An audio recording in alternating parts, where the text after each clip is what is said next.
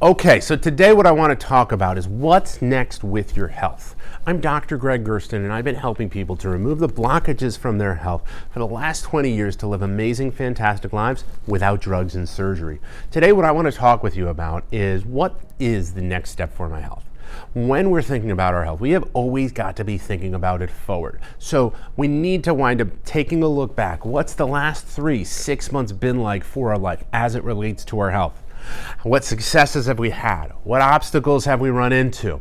Then we need to start to think about what do we want the next 6 months of health for our life to look like? Do we want it to see it get better? Do we want to see it get worse? Do we not care about it, and is it not a priority for us now? I think that last one's kind of not the right answer. We should always have a focus on our health because, the person that winds up spending all their time and money and time at work winds up collecting a lot of money.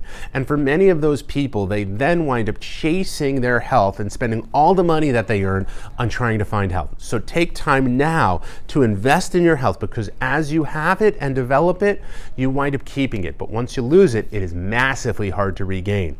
So what I find is the best thing to do is to look 3 to 6 months at a glance at what's gone on in the past, what's been good, what's been bad, what do I need to change for the next 3 months to wind up making myself become fuller of a person, healthier as a person, engaged more in life, and see my health continue to develop as time goes along versus what we typically see for most people who wind up seeing their health as just going to doctor's visits, and they don't see that they're responsible for it, is that they see that their health winds up diminishing. As they go through life, they wind up having more diseases, more diagnosis, and more medication.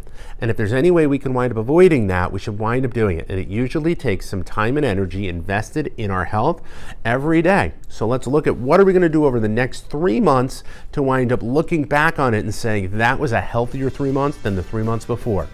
If you've got your things that you're going to do, go ahead and write them down below in the comments. I want to hear what you're doing over the next 3 months to change your life for the better. Once again, my name is Dr. Gregg Gerstin, and thank you for letting me be a part of your health.